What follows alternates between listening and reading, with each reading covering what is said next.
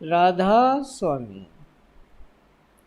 मैं या तुम, जो बसे सब अंत, सोई बसंत। सभी जीव जगत में अपना भाग जगाने के लिए ही भेजे गए। जब तक जीव चेतकर अपने भाग को नहीं जगाता और जहाँ से कि सूरत आदि में आई थी वहाँ चेतकर नहीं पहुँचती, वह मालिक के निर्मल आनंद को कभी भी प्राप्त नहीं कर सकती। मालिक ए कुल कुन फाया उन मुन सुनी।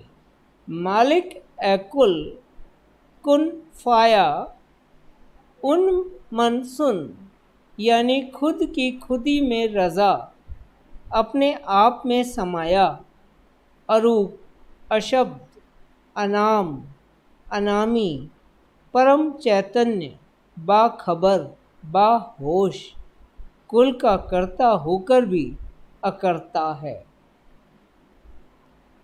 वह अडोल और अबोल, उसके निकट का चैतन्य, जो कि उसी में एक रूप होता चला गया, उसमें जो पहली मौज उठी वही प्रेम का मूल तत्व, तन्मात्रा, आकर्ष है।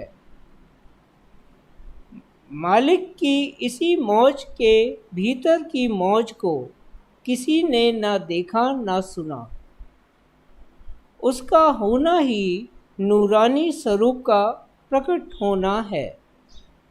मालिक का यही नूरानी रूप दयाल है, जिसे संत मत के अनुयायी राधा स्वामी नाम से जानते हैं। यही सतनाम अपने हजूर में अनामी है। अनामी ही राधा स्वामी है और यही सत्य नाम या सत्य नाम है। जो चैतन्य दयाल अनामी राधा स्वामी के चरणों में अचेत पड़ा था, वह चैतन्य दयाल की ही कशिश से या कि आकर्षण में बंधकर उसी में खिंचता और जब्त होता चला गया। वह तो मालिक के प्रेम में बिना किसी गरज के जब्त होता चला गया।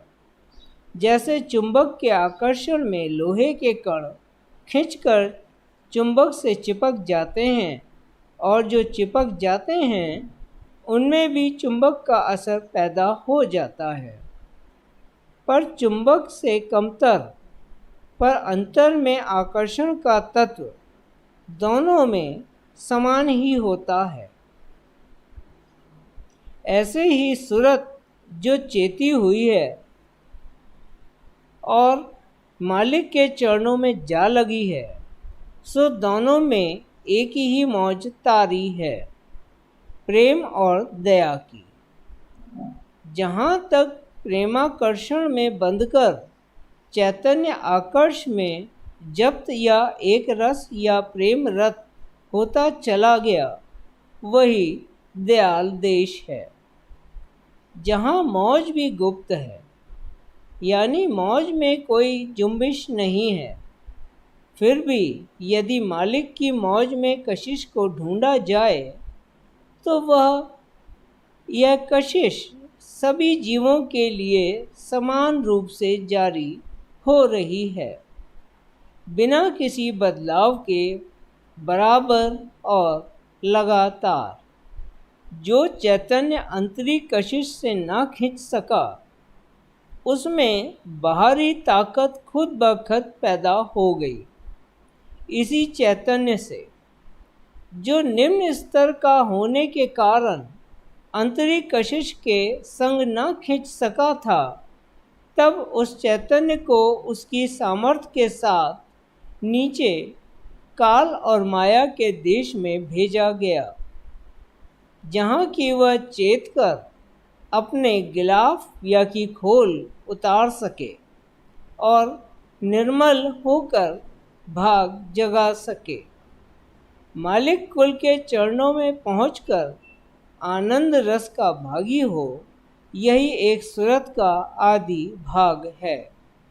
जिसे जगाने के निमित्त ही कुल रचना हुई है। जो मौज आदि में हुई, उसी मौज से दयाल देश रच गया।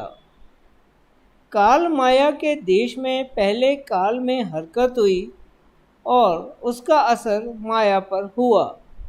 माया में जड़ता और वजन दोनों ही है। रचना का होना ऐसा है कि जिस भी मुकाम पर उसका होना हुआ, अपने में पूरा हुआ। जैसे धरती और आकाश में भारी अंतर है, पर दोनों ही अपने मुकाम पर पूरे हैं। धरती में आकार और वजन है, जबकि आकाश निराकार और वजन से रहित है। दयाल देश तो कुल रचना से न्यारा है। उसका आदि तो है पर अंत नहीं, पर ब्रह्मांड का आदि भी है और अंत भी। फिर पिंड देश यानी मृत्यु लेख में तो आदि और अंत हर पल छिन्न होते रहते हैं, और इसके साथ योनिवास, जीवन मृत्यु की तकलीफ़ें और हर तरह के दुख संताप लगे हुए हैं। इन्हीं सब खूबियों के साथ यह स्थूल जगत बना, जिसमें हम जीव का चोला ओढ़कर आए हैं।